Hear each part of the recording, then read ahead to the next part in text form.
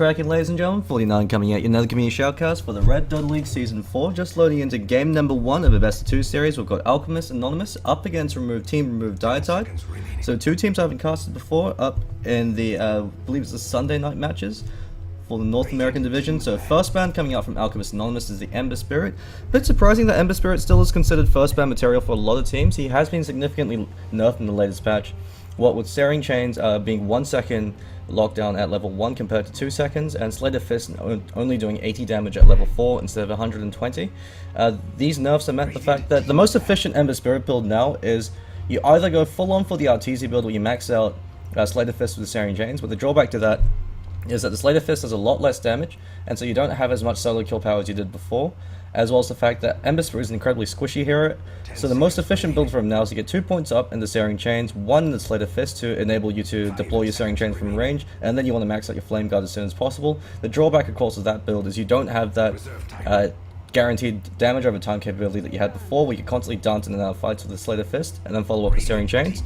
So first pick, Mirana coming out from Alchemists and Anonymous, an incredibly powerful, all-around good hero. Mirana can be run in almost any position. You can run her mid in the tri-lane as a farmer, as a support hero, or even as the off-lane. Wraith coming out, so very fast picks coming out from both teams. Dazzle and Shadow Demon coming out from Remove Dietide. This is actually the most powerful support duo in the meta right now, Dazzle and Shadow Demon. The reason why it works so well is these two support heroes scale excellently into the later stages of the game. Shadow Demon has an incredible defensive capability with that disruption. Soul Catch is always relevant at every stage of the game, and that Demonic Purge goes through BKB, so it's a great way to control slow heroes such as the Wraith King. Whereas Dazzle, the Weave, as well as the Shallow Grave are incredibly potent abilities at all stages of the game, just because of the fact that negative armor is always handy, and a 5-second vulnerability spell that can be used at any point to save your carry or an important hero from death can turn the tide of a team fight. The reason why these two work so well in conjunction is the fact that if you go on the Shadow Demon, you've got Shallow Grave coming out from Dazzle to ensure that Shadow Demon can get his spells off. If you go on the Dazzle, then you just disrupt him with the Shadow Demon. So it means that you can't go on the backline, and if you can't initiate or kill off the backline quickly, then you're gonna be, the team fight automatically swings in favor of the other team. Since the backline heroes are the ones that are providing the crowd control to enable their carries and their mid heroes to do all the damage. And so bans coming out from Alchemist and Anonymous, they've got Nagasaran coming out, so incredibly powerful mid hero or a tri-lane hero with the split pushing capability of the Miracle Nagasaran, or you could even run it as the 4 position, although with the latest nerf, with the illusion damage dealing 10% less damage at all levels, the 4 position Nagasaran has tapered off quite significantly. So we've got Nyx Assassin and Axe also being banned from Alchemist and Anonymous. So Nyx Assassin, very powerful tri-lane, mid or off-lane hero. He has been run a lot in the North American TI4 qualifiers in a dual lane with Disruptor. I believe it's sneaky Nyx Assassins that like to run that, and that's just because Nyx Assassin is incredibly difficult to bring down with the 2-point base regen at level 1, as well as the fact that with Carapace and Impale, he's difficult to pin down and to finish off. And once he gets to defend down, he can go pick off support heroes around the map and go solo ganking. So we've got Tree and Protector, Death Prophet, Abaddon, as well as the Bane Elemental. I'm assuming that Death Prophet must be a respect ban, since Death Prophet usually isn't banned until the 2nd or 3rd banning stage, as a 3rd, 4th, or 5th ban. Usually when you've figured out that lineup and you don't want to play against a high push lineup, just because of the fact that Death Prophet gives you such incredible control over the tempo of the game for the first 30 minutes. The pushing power coming out from Exorcism, as well as the team fighting capability of the Crypt Swarm. Death Prophet pretty much rules the game for the first 30 minutes, but if you don't break her racks within that first 30-minute window, she does taper off incredibly quickly. Abaddon, an incredibly powerful defensive support hero.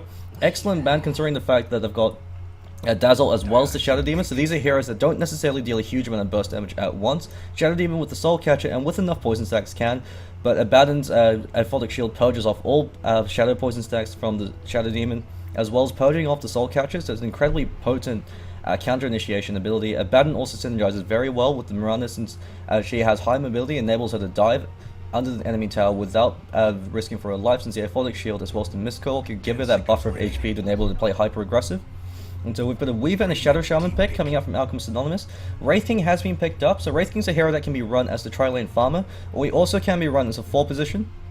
With the fact that they have a Shadow Shaman, if they do decide to pick up another offlane hero and decide to run with a tri-lane Mirana, we could be seeing a 4-position Wraith King, but from the look of the draft, I'm going to be assuming it's going to be an offlane Mirana going 1v1 against the Centaur Warrunner, and a tri-lane Wraith King with the Shadow Shaman and another support hero coming out. I would like to see something like an Ancient Apparition, because it synergizes very well with the lineup they have. You've got a huge amount of burst power coming out with the Shadow Shaman as well as the Ancient Apparition. The Cold Touch is probably the most broken tri-lane skill in the game, especially if you have ranged heroes to synergize well with. So for instance, if they started to run a tri-lane with them, they could even have something like Mirana as well as the Shaman as a support heroes with one position Wraith King, but I highly doubt it. The Ancient Apparition Ice Blast works very well, especially against heroes such as Weaver, since the Shadow debuff persists through time lapse. So Weaver's a hero that relies heavily on the regeneration he gets from Lincoln's Fair, as well as the time lapse and Sakuchi to keep himself out of danger. If he gets hit by the Ancient Apparition Ice Blast, he can be burst down very quickly, so often baits out the time lapse prematurely, and even after he time lapses, the Shadow debuff still persists, so it means it's easy to bring down the Weaver. Against, say, a hero like a Centaur Warrunner who has incredibly high strength gain, the Shadow debuff just makes it a lot easier to bring him down, since it means that if his HP drops below 11, 10, or 9%, based on what level it is, he will instantly die. So fourth hero coming out from Alchemists Anonymous, they know that there's a Centaur Warrunner, he's definitely going to be run in the off lane, so this means that their draft is actually called a bit into question. They're considering whether or not they want them around to go 1v1 up against the Centaur Warrunner, or if they want to clash try-v-try.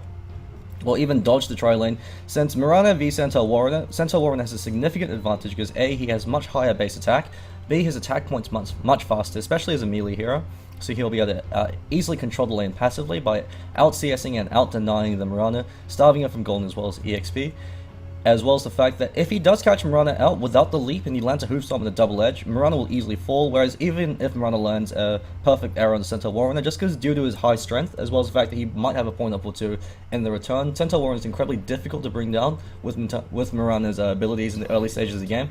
Tidehunter's been picked up, so it looks like it's going to be a Tidehunter offlane or a Tidehunter mid. Tidehunter is a hero that fares very well against the Centaur Warrunner, because in a melee matchup, the Anchor Smash will always be able to hit the Centaur Warrunner, and that also significantly reduces his base attack. Anchor Smash has been buffed in 8.1, so now it reduces base attack by 60%, as well as working on Ancients. It also opens up another strategy, especially if they're on the dire side, and Tidehunter happens to be in the off lane. He can stack the Ancients and clear them out later on to give himself a quick influx of golden EXP. Outwill Destroy and Invoker being banned out, so Invoker usually first or second ban, persisting all the way to the third banning stage. Very unlikely for this to happen, but the drawbacks of Invoker is he's an incredibly greedy hero. You have to build your draft around him, you have to play around him, and on top of that, you need an exceptionally skilled Invoker player to be able to pull it off to the fullest extent of that hero, since otherwise, if he's under-leveled or if he doesn't completely crush the mid lane and get a good enough early start, Invoker doesn't really offer all too much to teamfights. Unless, of course, if the enemy does misplay and they happen to clump up for the Quas Wex Tornado, so that 5 seconds remaining. The Outwill Destroyer ban and enables the Invoker ban to also enables Invoker to also function in the mid lane, but Invoker's been banned out, so they don't want to deal with either the Zoo Invoker of the Quas Exort, where you go for the Double Forged Spirits as well as Necrobooks and rely on the Cold Snap damage to finish people off, or the Quas Wex Invoker, since the mana burn is incredibly dangerous to the Wraith King.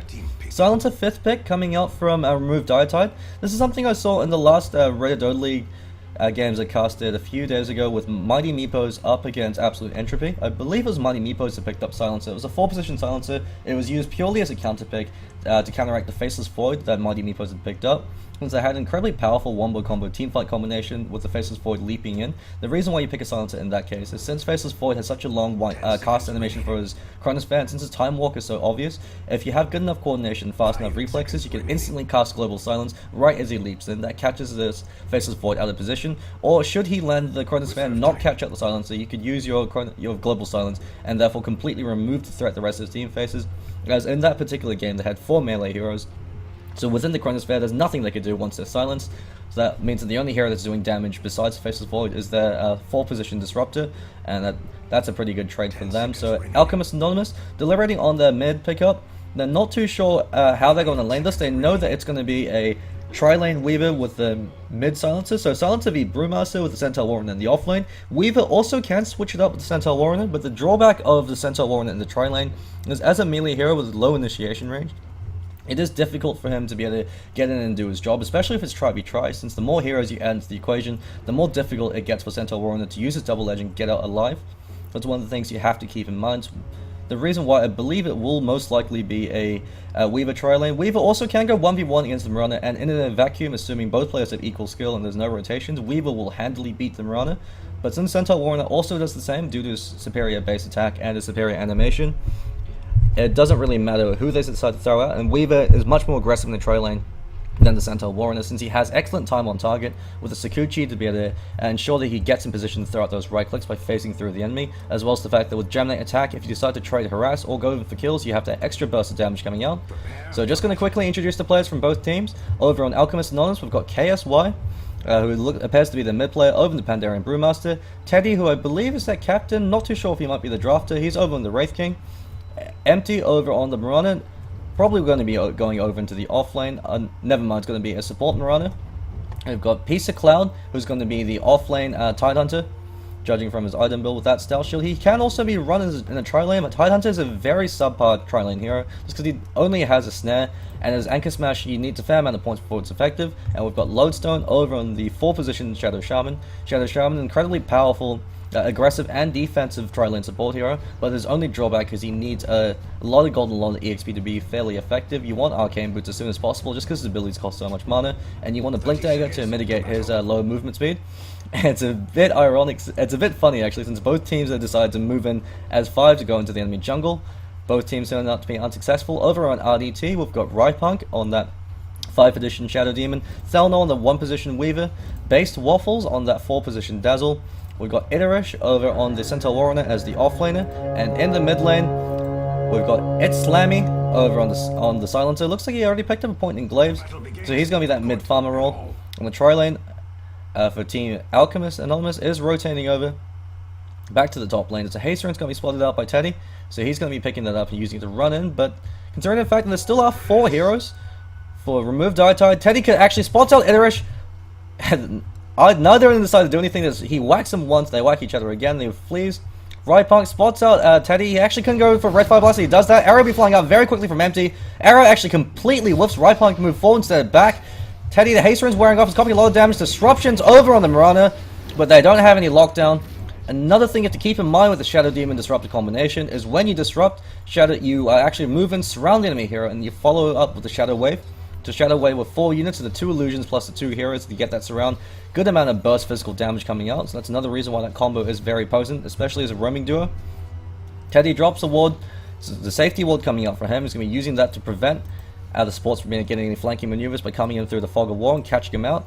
Ping's coming out, so over in the mid lane, Brewmaster's going to be having a very difficult time. He went actually Drunken Haze at 1. He's actually not doing as bad as I thought he would, and now he's got a point over on Brawler, so he's going to be using that to give him the bonus invasion as well as the potential crit.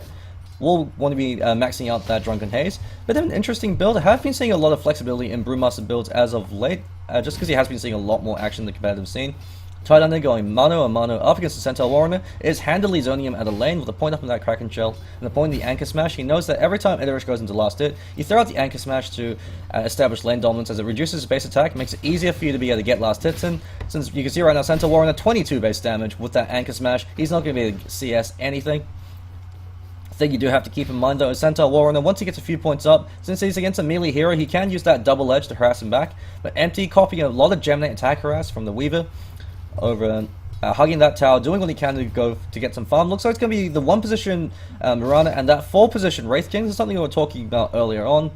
Wraith King with a few points up in his Vampiric Aura, especially with the fact that it now propagates to ranged heroes as well. Safety ward being de-warded by the supports over from RDT. He can actually jungle with the support hero, so since Mirana is a hero that can be left to her own devices with the excellent survivability she has from Leap, as well as her long range, the 2 support heroes, if they're not accomplishing all too much in the lane, they can decide to simply rotate over to the jungle, stack and pull, clear out creeps, and then go in for the occasional rotation to the mid lane. And Silencer is an incredibly vulnerable here in the mid lane. He's slow, he's squishy, and he doesn't have any escape mechanisms. He actually eats a Drunken Haste to the face. He's going to follow with a clap, so Brewmaster going to give him some STDs, starts heading him up. Slammy spots out the invisibility rune. Looks like he's actually going to beat him to it. Never mind. KSY's chasing neck and neck. The amazing race, but it's Slammy. He grabs that invisibility rune. Turns her out the last word, being a bit cheeky, throwing a few glaives to harass him back. KSY wants that creep though, so he's going to eat that silence and that disarm. So he doesn't have enough mana to use his clap, and he didn't want to throw out that Drunken Haze.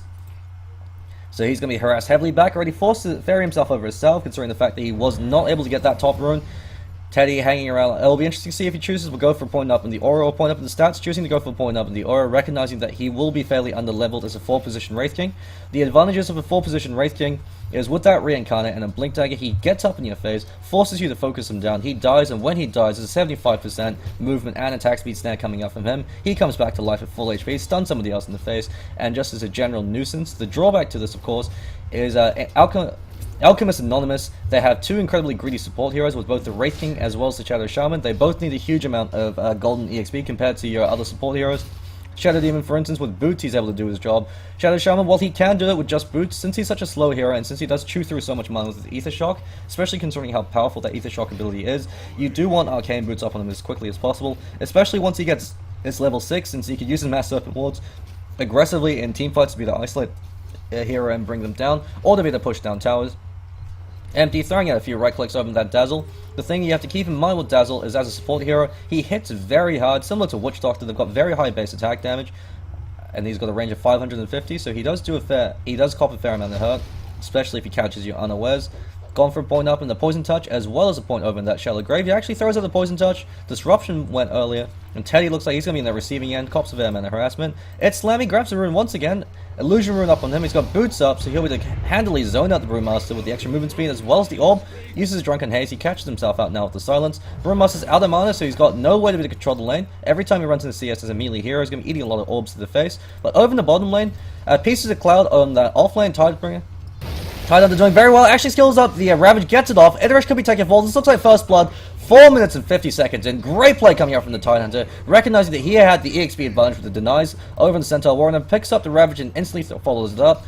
The biggest drawback of Centaur Warrunner as an offlane hero is similar to the Wraith and the Shadow Shaman. He is fairly greedy in the sense that he has to win the lane. If you're playing from behind the Centaur Warrunner, there's not all too much he can accomplish. Since without a Blink Dagger, he's not actually all too effective. Thelnor eats an arrow to the face, as well as a Ray 5 Blast, turned into a chicken, but that defensive disrupt, keeping him alive. There's going to be an instant shackle coming up from them. Shallow Grave used as well, very premature, but you're better to be safe than sorry. No sentry wards over from the supports over on Alchemists and Anonymous, and so unfortunately they weren't able to get the kill, but it's showcasing the power of the disruptor, of the Shadow Demon's disruption. That 2.5 second ability to completely remove them from the fight that you can use on allies, similar to the Astral Imprisonment or the Aphotic Shield in that sense, that it prevents them from copying a lot of damage to the caught out of position. Of course, Aphotic Shield purges off debuffs but doesn't completely remove them, so you still can focus them down. So there are differences in those two heroes. Pieces of Cloud, Arcane Boots already up on him. Centaur Warrunner doesn't even have his Tranquil Boots. He's actually ferried himself over at Clarity. It's just due to the fact that Centaur Warrunner was nerfed in the recent patch, so Hoofstomp costs 130 mana now instead of 80 at level 1 like it did in the prior patch. And the reason why that's significant is Centaur Warrunner, he only has two abilities that use mana. Stampede, which costs about 80 mana, and the Hoofstomp, which costs 130. Before, when Hoofstomp cost 80 mana, you could spam it out in lane, used to control the enemy hero. But now with the recent nerf, at level 1, 2, 3, and 4, he's only got enough mana for one Hoofstomp. So once he throws it out, he's actually completely useless. He still has the Double Edge, which costs HP, but if you don't have a stun to be able to follow it up, it's a pretty risky maneuver to use Double Edge, considering the fact that you also cop the same amount of damage in return. Stampede is up on the Centaur Warrunner, so even if he isn't able to accomplish all too much in this lane, he can always press R to give his teammates that movement speed as well as that snare to help them get kills. The reason why Mirana and Centaur Warrunner are so successful as offlane heroes is that global presence they provide, so they don't even have to be there. If they are there, it's an added bonus, but it means they can safely farm away, press R, contribute to the team fight, and then once they have the core item, whether it be Phase Drums for the Mirana or the Blink Dagger for the Centaur Warrunner, they're able to do their job. So Iterash TPing over to the top lane. With that Stampede out, the first Stampede has to count, especially considering how poorly he's been doing over in the bottom lane, up against the Tidehunter. Shadow Poison doing a bit of scouting. Have to keep in mind it does provide a brief window of vision, so it's a skill you could use when enemy heroes are trying to juke you through trees. Also, great ability to be able to scout out and D wards. The reason why Shadow Demon is such a powerful support hero is he doesn't necessarily have to put himself at risk, or he doesn't have to commit a courier or another hero to be able to D ward, especially uphill. Other heroes are effective in that position as the Venomancer with the wards.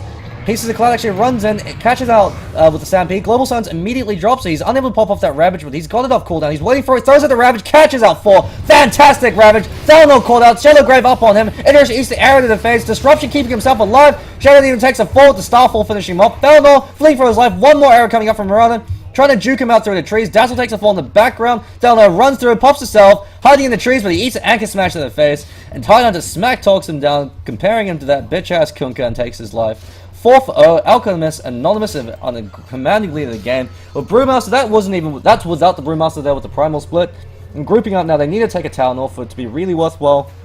But having that kill lead, especially considering how well their CSing is doing in the offlane and the mid lane, more than happy with that trade. Mirana is actually doesn't have all too much CS compared to the Weaver, but with the fact that she's been involved in more kills and getting a lot more EXP can prove to be more critical, especially considering the fact that Mirana is a ganker and a semi carry.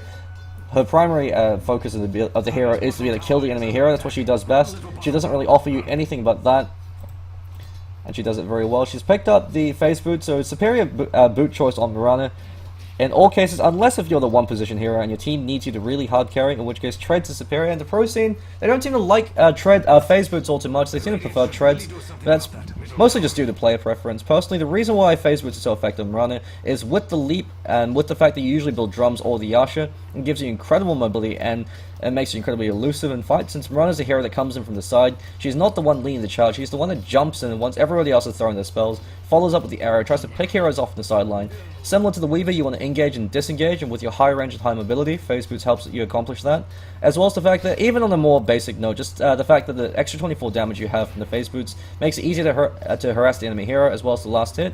Since Mirana has abysmally low base damage, the only really factor that keeps her from being completely balanced, especially over in the mid lane, since otherwise she'd be pretty much a borderline broken hero. Weaver picks up Tread, so he's recognizing that he's going to need the extra buffer of stats if he wants to survive in these fights. Usually you see Weaver actually just stick with naked boots or even skip boots in favor of picking up the Perseverance and going towards that Lincoln Sphere as soon as possible. But Weaver, he's taking no chances, so he's got the Ring of Aquila, or the Mexican Ring as I like to call it, as well as the Tread, so he's kept keeping them at Agi so far. Probably will be switching them over to Strength. Another thing you can keep in mind with the Weaver is since he has such a limited mana pool, you want to pick up a magic stick as soon as possible. Since Sakuchi costs 60 mana, if you're caught without mana for Sakuchi, you're dead in the water. So you always want to make sure that you have that stick charge, and a single charge can be enough. Piece of the Cloud called out the Stampede as well as the Hoof Stomp, double edge to the face. He's going to be taking it forward with Thelnor leading the charge. Doesn't have time lapse, so he actually can't dive this while that's happening. Silence actually gets a kill, pops off a Ravage, actually going to kill Thelnor. Great plays coming up from Pieces of Crowd. He at least mixes the trade. KSY leading the charge with a haste rune. Idarish fleeing for his life.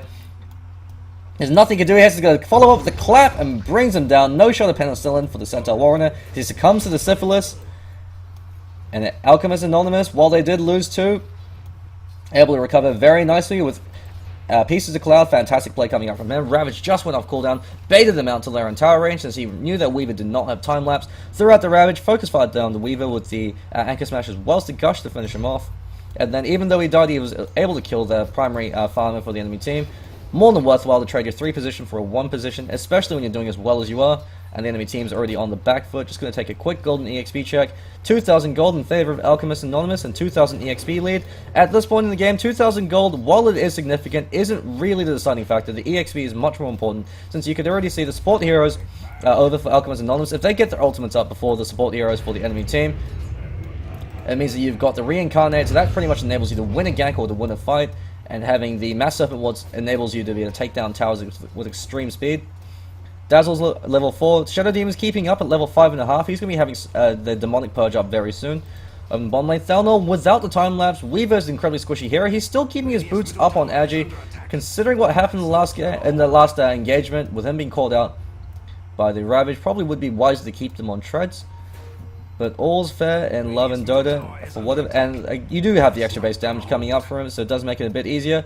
Teddy leading the charge, wants to catch him out with the Ray Fire Blast, but Sakuchiing out in time. Weaver really should be picking up a Magic Stick just to give him that extra buffer of stats and HP. Very handy item, you should pick it up in pretty much every single one of your games, regardless of the hero. Having that clutch 150 HP and mana can mean the difference between a kill or not a kill, or you getting it alive or not. Mid lane's been completely left alone for Alchemist Anonymous. They're grouping up over in the top lane to defend this. Ripon catches out Teddy. Global Sign's been popped as well as that Stampede. Teddy actually doesn't have enough mana for another Wraith Fire Blast. He's got a point up in Mortal Strike, which is a bit surprising. Considering he's at 4 position, takes a double edge to the face and takes a fall. Base Waffle's gonna forced to use the Shallow Grave on himself. That's going to be wearing off very shortly. He's tanking a lot of tower damage while it's happening. You should be A-clicking creeps to de-aggro yourself. Piece of the Cloud brings him down. Soul Catcher up on him. So double edge will be able to bring him down. But Ripunk, now called up, turned into chicken. Disrupts himself, actually dodges the Ravage, but 2 other heroes called out. Ether Shock instantly brings him down. Ripunk throws out 1 Shadow Poison, but takes the fall. It's slamming, fleeing from his life. 1 more Anchor Smash and 1 more right click will be enough to bring him down. Has enough mana for the Anchor Smash, doesn't have enough mana for a Gush. But KSY leading the charge, he still has not used a Primal Split, doesn't even need it. He's just to smack him down with a snag coming out from the Drunken Haze, and an arrow flies over and hits his corpse, just as an extra insult to injury. Very surprising that Wraith King chose to go for a point up in the Mortal Strike. Mortal Strike as an ability is fairly useless unless you have it maxed out, or if you have damage items to make it useful. Having an extra point in stats or having an extra point in the aura would have probably been a lot better.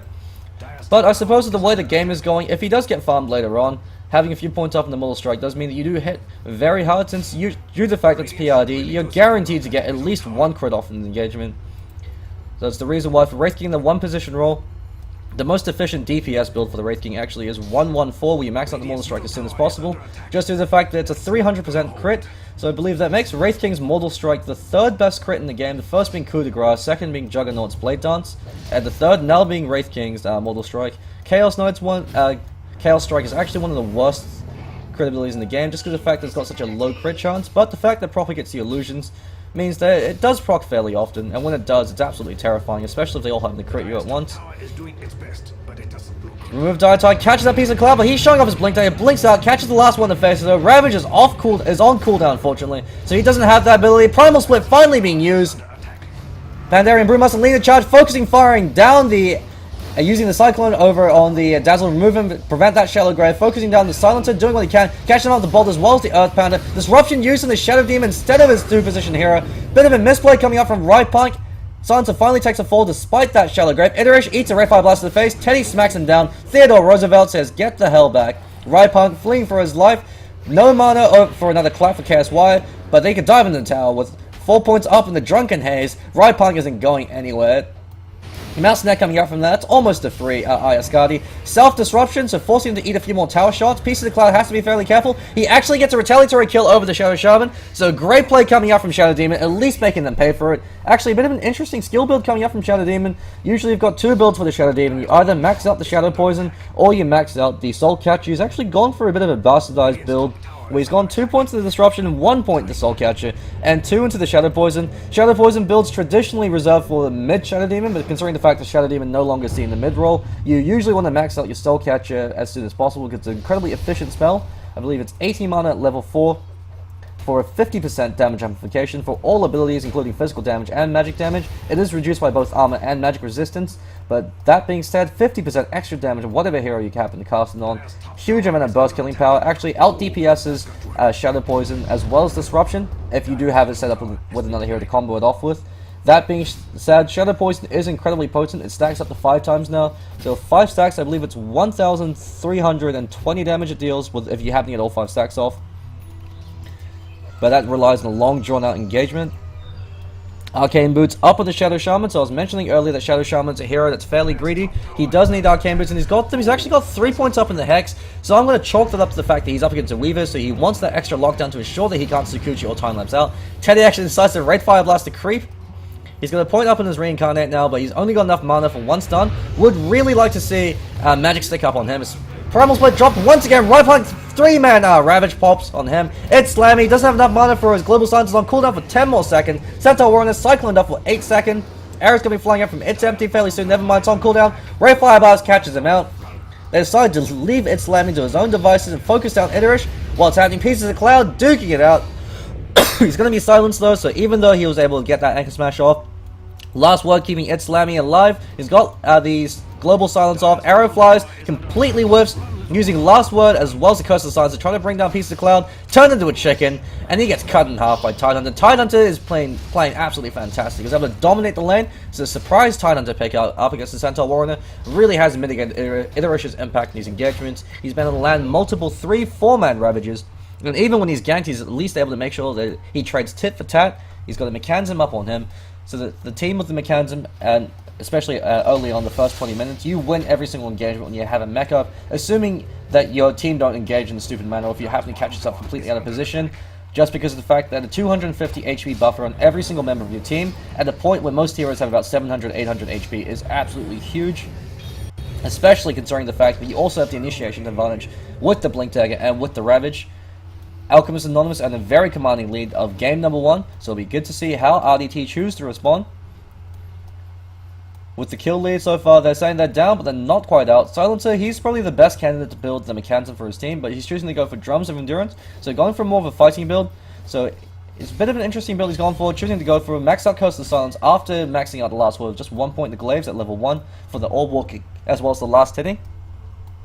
Silencer, despite being able to dominate Brewmaster in the early stages of the game, he's been forced to fight with the rest of the team. They've been grouping up and trying to go for these engagements, but that means that Alchemists Anonymous, they're farming 2 lanes, while RDT, they're only farming 1. And even then, it's only 1 hero to get that farm. So the huge gold advantage over in favor of Alchemists and Anonymous. You see the Brewmaster and the Tidehunter leading the CS, the network scoreboards. Interesting to note that the 1 position Mirana is actually severely underfarmed, considering how well that tri-lane did. She hasn't been able to get all too much CS, but she's been killing heroes instead. So she's saying, who needs creeps when you can kill heroes instead? Idarish, he really needs that blink tag. He actually chose to go for a Planeswalker Cloak. If he chooses to go for a Hooded Defiance, he's going to lose a lot, but while that's happening, it's slamming him right punk. They eat the Drunken Clap to the face. Global Signs comes out a bit too late. Shadow Demon caught up the Cyclone, so he can't use that defensive disruption. Arrow's going to fly out from empty. Miscommunication coming out from them. It's 8 seconds, so you have to coordinate a bit better. All uses a spell, but he takes the fall nonetheless with the Hex as well as the Shackles and the Arrow to follow up. Piece of the Cloud smacks down Centaur once again. And while all this is happening, Thelnor on the bottom lane, he's farming what he can. He's actually chosen to go for a BKB, so Weaver can't go for a Lincoln Surveyor, which is the preferred item build for the Weaver, since it gives you mana sustainability as well as HP, so you can constantly spam up Sakuchi and the Swarm.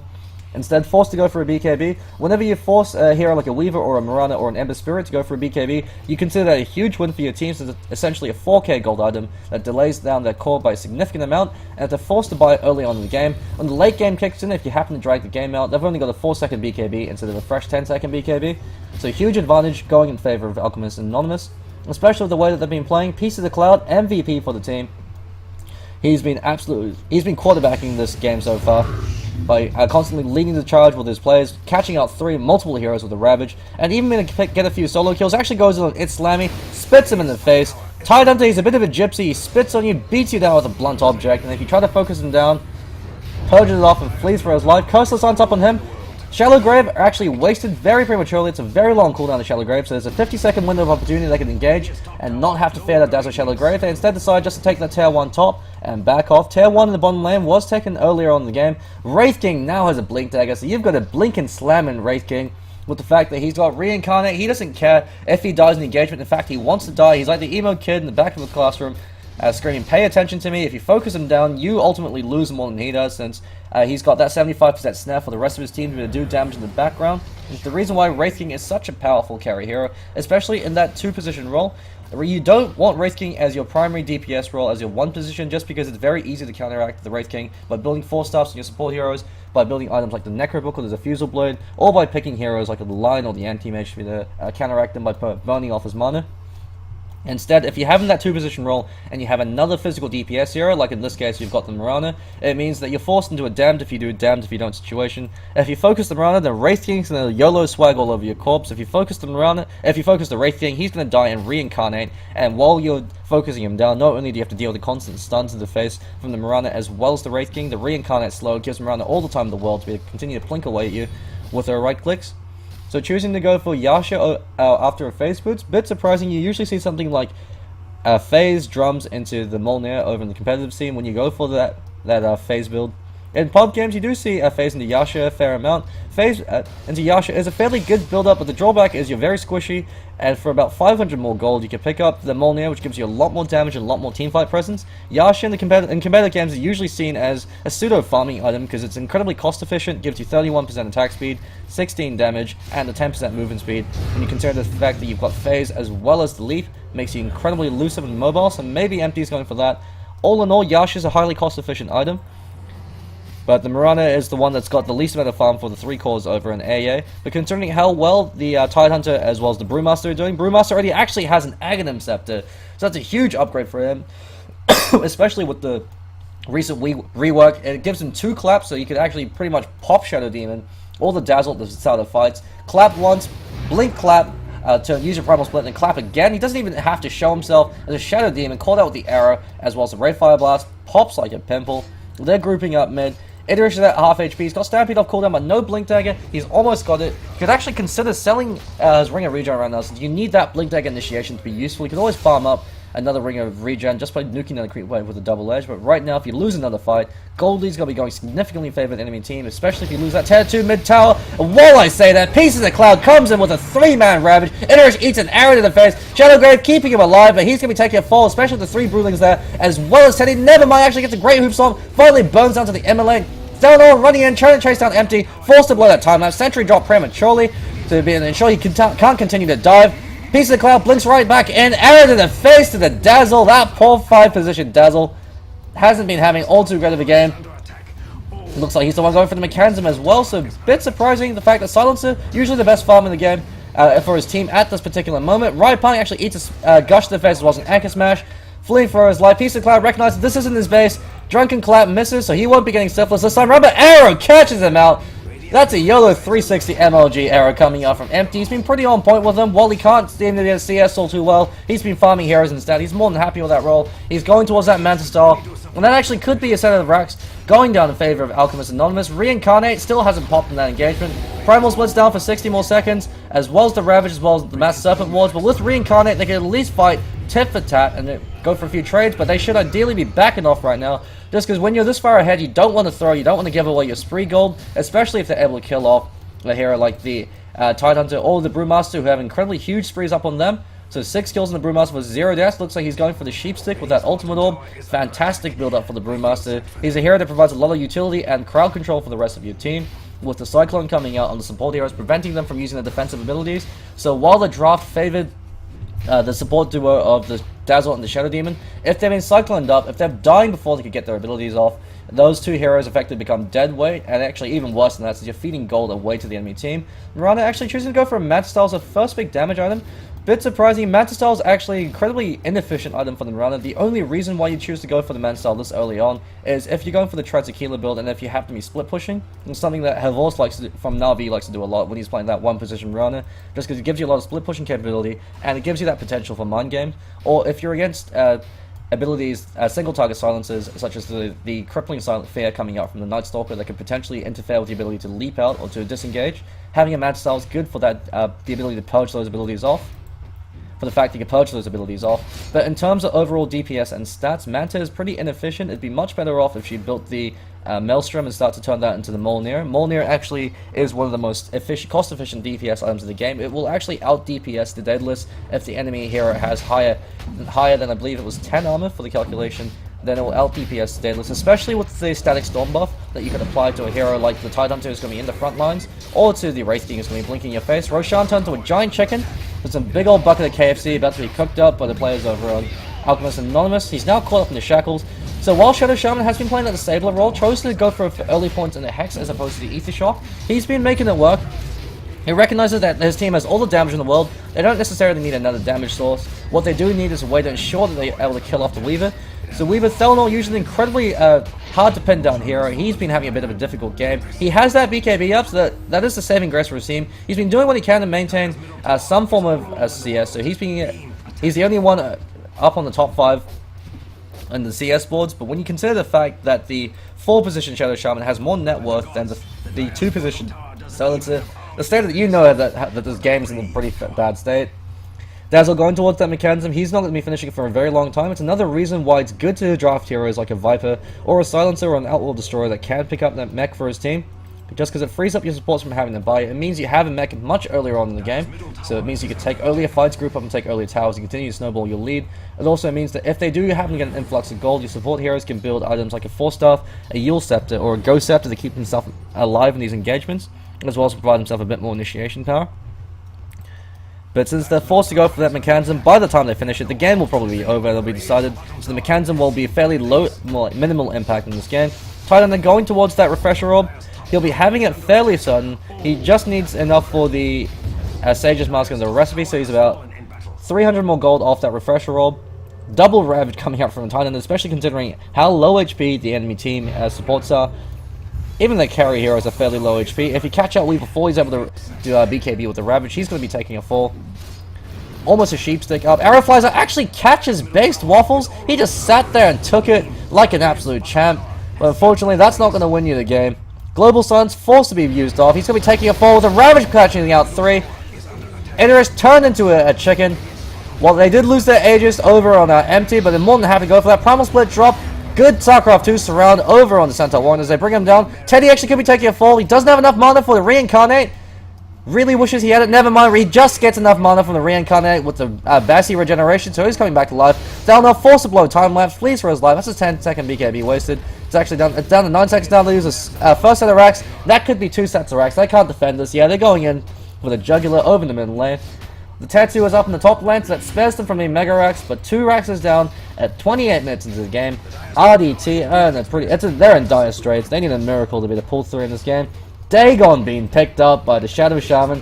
So that's showing you the state of the game. He's got enough money for a Blink Dagger as well as a Dagon. Usually you see something like a Aghanim Scepter just because it gives you such a huge increase in DPS on your Mass Serpent wards. But while I do mention Dagon, there actually is a little bit of a joke. GG's actually already been called. So 28 minutes and 45 seconds in, RDT, sick of being slapped around by Alchemists Anonymous, they call GG. So 5-30, Alchemists Anonymous taking a very commanding game number 1, showcasing the superior coordination up against what was admittedly a fairly strong draft coming out from RDT. That surprise Tidehunter pickup really did screw up the offlane. Centaur Warrunner was expecting to be 1v1 up against Mirana, instead found himself up with the Tidehunter, so showing off the power of that new Anchor Smash. So just going to be taking a quick break, and we'll be right back for game number 2, so stay tuned for more Dodo.